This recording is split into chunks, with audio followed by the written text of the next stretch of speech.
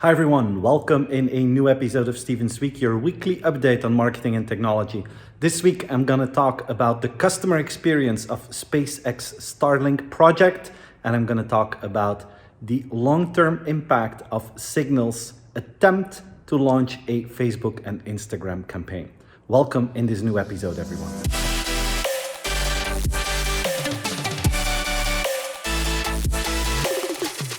I think most of you are familiar with Project Starlink from SpaceX. As you know, SpaceX is launching their rockets and then they're releasing satellites. Sometimes these satellites are from NASA, sometimes from commercial clients, but many times they also launch their own satellites, the ones from Project Starlink.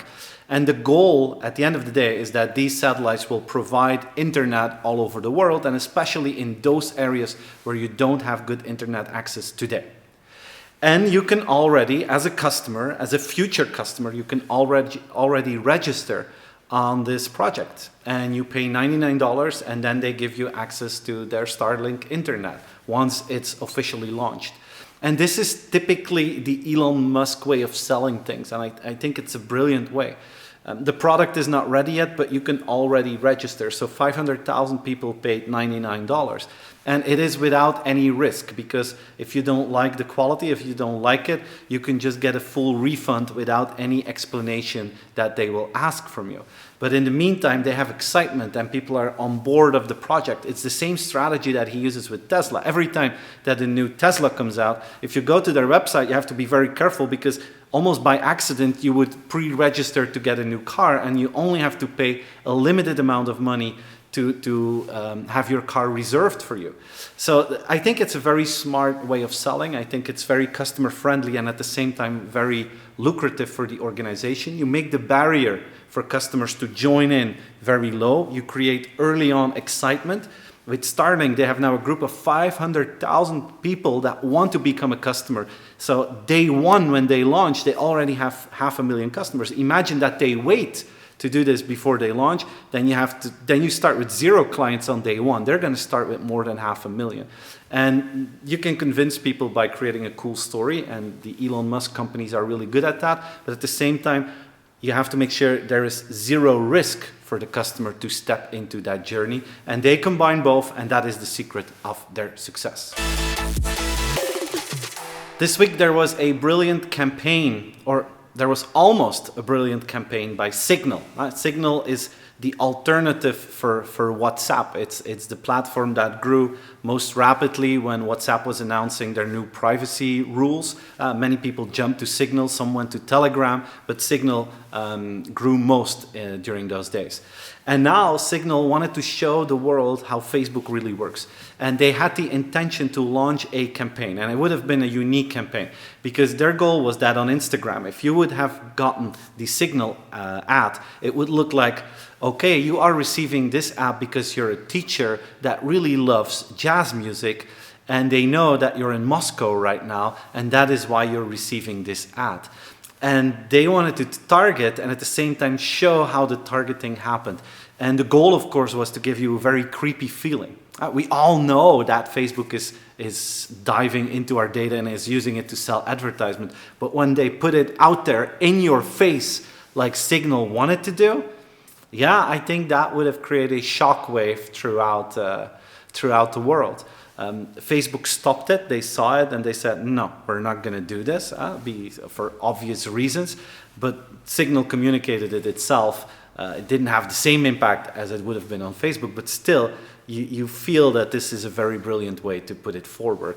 And I wanted to dive deep into this, because I still get so many questions from many of you that talk about privacy concerns, and I understand that. And I think we're going into 2 phases. Today, we're in the trade-off phase. It's a world of trade-offs. Every day, you and me, we have to choose between privacy or convenience. And every day, most of us, we choose convenience over privacy. And if you don't agree with me, you're not allowed to have a smartphone, because the moment that you decide to take your smartphone with you early in the morning, yeah, that's the moment when you chose convenience over privacy. And most of us do that because the benefits of the convenience are much higher than the downsides of the privacy issue. But still, it doesn't feel right for a lot of people. But hey, that's what we have to do because there's no alternative. So we choose the convenience over the privacy. That's the trade-off phase.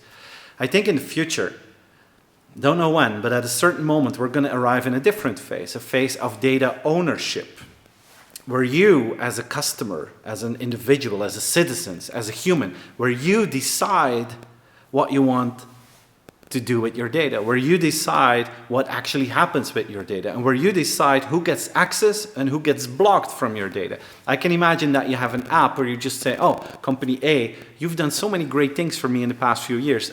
With pleasure, I give you access to my data. But I can imagine that we're also going to have companies of which we think, yeah, no, you guys didn't do a really good job, so we block you from that data. That's a world of data ownership where I, as the customer, decide who gets access to my information. One day, we're going to evolve from the trade-off phase to the data ownership phase. How can you prepare as an organization today? That's by understanding that at the end of the day, there will be the rules of engagement will be defined by the customer and not by some government. It will be the customer that has that power. And if you want to make sure that the customer gives you access to that data, it's important to bring as much value as possible to the customer. Today, I see a lot of companies that look at the GDPR legislation and they try to get as close as possible to that legislation. They want to go into the gray zone. And as a consequence, very often the benefits of the data strategy, the benefits of that strategy are higher for the company than for the customer. And you feel that somehow.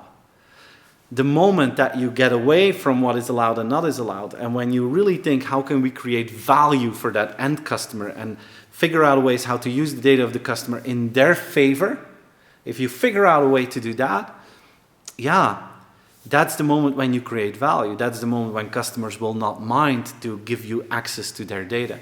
And having that mindset today is, in my opinion, crucial to be successful in the next phase, where we make that flip from the trade-off phase into the data ownership phase. And just for that reason alone, it's kind of disappointing that the Signal advertisement didn't go through, because it would have created a whole new conversation. It would have been wonderful. But unfortunately it got stopped. But I wanted to mention it here because I think that we need to have that conversation. And I really want to inspire companies to really think about the next phase of data management and to do what is necessary today to be successful in that next phase. So guys, this was my weekly update. Thanks for watching. Please like the video if you enjoyed it. Share it with your friends, family, and colleagues. Subscribe to the channel, of course. And I hope to see you again for a next episode of Steven's Week next Friday. Take care and have a wonderful weekend, everyone. Bye-bye.